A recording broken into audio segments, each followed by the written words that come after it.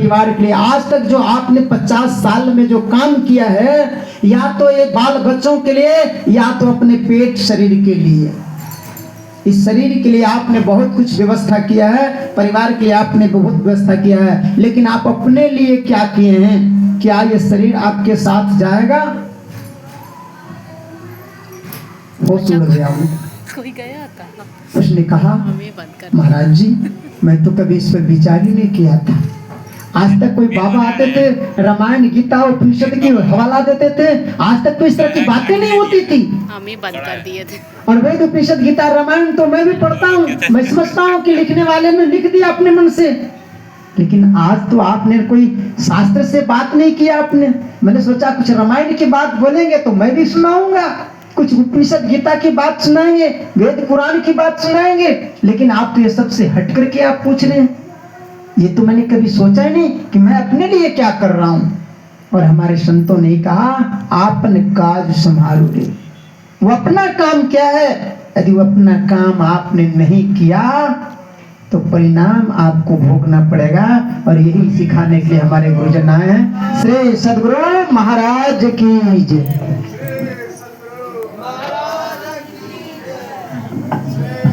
श्री सद्गुरु महाराज की जय। श्री सद्गुरु महाराज की जय। स्वागतम गुरुदेव, शरणागतम गुरुदेव, स्वागतम गुरुदेव, शरणागतम गुरुदेव। गुरुदेव तुम्हारी जय जय हो, गुरुदेव तुम्हारी जय जय हो। श्री सद्गुरु महाराज की जय। बैठ जाइए, सभी को शांतित हो जाइए। तो मेरा श्रद्धा आज ऐसे गुरुजन आए हैं जिनके सानिध्य में हम लोग बैठे हैं। अपना तो सत्संग में जाइए ही, लेकिन अपने बच्चों को भी जरूर इसका मौका दीजिए। ये नहीं कि बच्चों को लगा दिए पढ़ने लिखने दुकान में, अपने मियाँ बीवी चले गए सत्संग में। न कभी घर पे सत्संग कराए, न कभी साधु महात्मा को बुलाए, न कभी उनको सत्संग में ले गए। परिणाम खराब होगा। बहुत लोग कहते हैं अभी बाबा छोटा है, अभी तो बच्चा है, खेले खालेगा पढ़ेगा, ये हॉस्टल में रहता है, यहाँ रहता है, वहाँ रहता है, नहीं संभालेगा। जब वो कुसंगति पकड़ लेगा, जब वो दारू ताड़ी पीने लगेगा, तब बाबा के पास लाके कहिएगा बाबा आशीर्वाद दो, हे नहीं सुधरे छे। तब बबूल के खेत में लगल हो बीज, बबूल जब बड़ा भय गए, अब ओरा में धूप बत्ती हुमा जलाबो, यज्ञ अनुष्ठान करो कि आम फरी जाए। आम के सीजन से फरता है ना, फरता है। खूब यज्ञ अनुष्ठान करला के बाद नहीं फरते। इसलिए बीज को सुरक्षित रखें, पहचान करें कि हम अपने बच्चों के अंदर में कौन सा बीज बो रहे हैं। वो भी एक बीज है, भक्ति रूपी संस्कार। यदि बचपन से आपने नहीं दिया तो फिर आगे आपको बच्चों से कोई सुख नहीं मिलेगा। इससे अच्छा है कि आप बैराग ले लीजिए। इसलिए हमारे यहाँ विवाह शब्द है, शादी शब्द है, यानी विवाह करने का मतलब विशेष वाहवा, शादी करने का मतलब सादगी जीवन जीना, आज से सदाचार जीवन जीना। मैंने देखा हमारे एक परिवार सत्संगी नहीं थे, उनके यहाँ बाबा को डेरा मिला था। उनका नाम था परमात्मा सिंह राजपूत, और सत्संग में जुड़े नहीं हैं। तो मैंने उनसे पूछा कि परमात्मा जी आप मांस मछली खाते हैं? ड्राइवर लाइन था, बोला हाँ बाबा हम तो खाते हैं, कभी कभी खा लेते हैं, लेकिन पूजा पाठ अनुष्ठान सब करते हैं। बोलते हैं शराबो पीते हैं? बोले बाप पहले खूब पीते थे, लेकिन जब से बच्चे लोग होश में आ गए तो पीना छोड़ दिए। बोले क्यों? बोला दी हम भी पिएंगे तो बच्चे को कैसे रोक पाएंगे, तो बच्चे के लिए हम छोड़ दिए। ने कहा बहुत उत्तम आपने काम किया। और उन्होंने कहा कि हमारे कोई भी बच्चे शराब नहीं पीते हैं, यदि आज हम शराब पीते होते तो हमारे बच्चे भी सब शराब पीते। तो मैंने बच्चों के लिए शराब छोड़ दिया ताकि हमको दुख ना हो। ये तो एक गैर सत्संगी को इतना नॉलेज है, और सत्संगी यदि इस बात से अवगत न हो तो दुर्भाग्य है।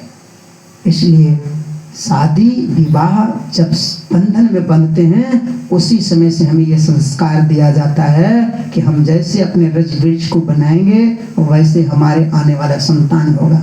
जैसे हम संगति जैसा संस्कार देंगे हमारा बाल बच्चा वैसा होगा। इसीलिए सत्संग के आयोजन होता है ताकि परिवार के बच्चों के अंदर जो कुछ संस्कार है वो दब जाए, जो सुसंस्कार है उसको थोड़ा बल मिले, पुण्य में बल मिलेगा, पुण्य बढ़ेगा, पाप दब जाएगा, पुण्य धीरे धीरे उत्पन्न होगा, बढ़ेगा। इसी पुण्य से दीक्षा लेगा, फिर दीक्षा लेके साधना करेगा और ये पुण्य इतना प्रबल हो जाएगा कि ब्रह्मा अग्नि प्रकट होगा और पाप पुण्य को जला खाकर देंगे तुमको तार। यह मानुष देह समैया में करो परमेश्वर में प्यार। ऐसे पुण्यवती माता जी की पुण्यतिथि पर हम सब उपस्थित हैं। पुष्पार आचार्य श्री का पदार्पण हो गया है। आइए उनके सारगर्भित विचारों को श्रवण करें, बात समझ में आवे तो अभ्यास करेंगे, अपने बाल बच्चों को भी नामदान दिलवा करके पुण्य के भागी बनेंगे। श्री सद्गुरु महाराज की जय।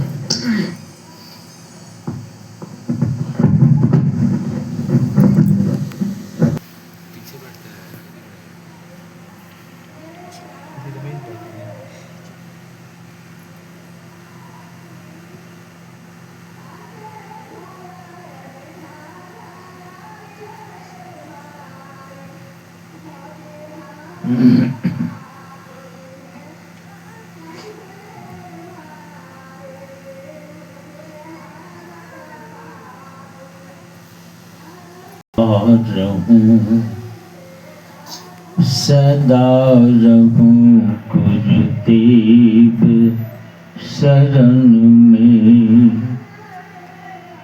मैं बालक नादान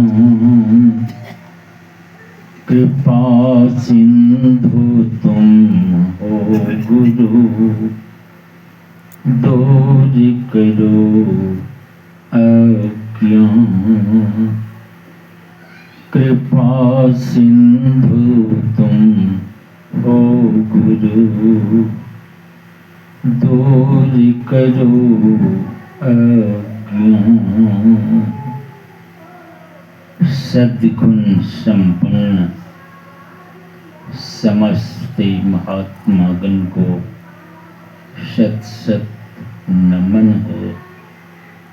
नमन है सत्य गुणों के प्यारे सज्जनों को, माताओं और बहनों को भी हार्दिक नमन है।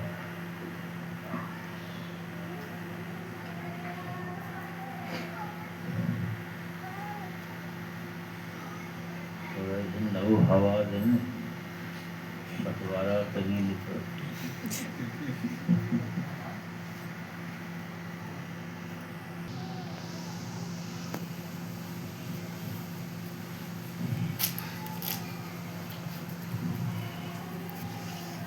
एक राजा बाबू थे, यहाँ से देखो, देखो पीछे। नाम था राजा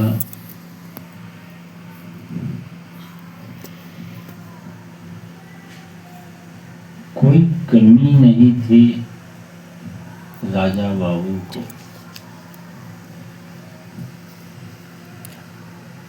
तो एक कॉलेज बनाया था, पढ़ाई होती ही थी वहाँ, कभी कभी सत्संग का कार्यक्रम भी होता था।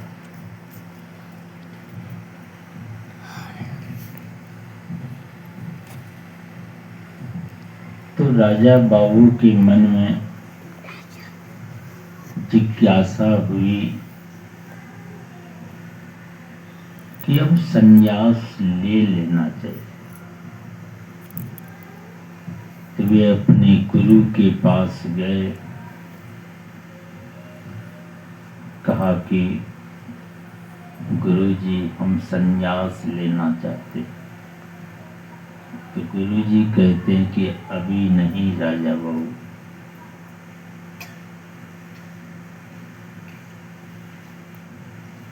तो राजा बाबू को लगा कि मैं घर में रहता हूँ, इसीलिए शायद देना नहीं चाहते।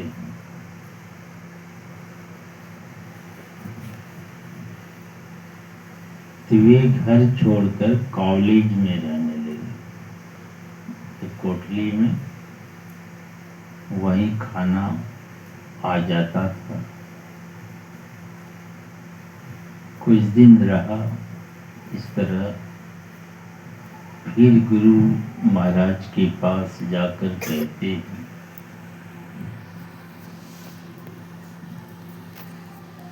तो गुरु जी वही बात कहते हैं कि अभी नहीं राजा बाबू।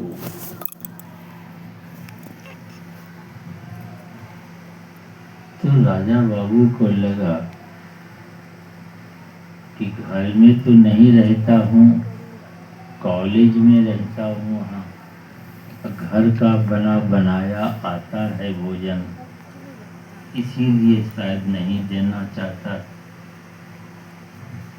तो घर से बना बनाया भोजन मना कर दिया, वहीं रहते, वहीं बना के खाते और अपना ध्यान भजन करते। कुछ दिनों के बाद फिर आग्रह कर तो कहा कि अभी नहीं राजा बाबू। तो राजा बाबू को लगा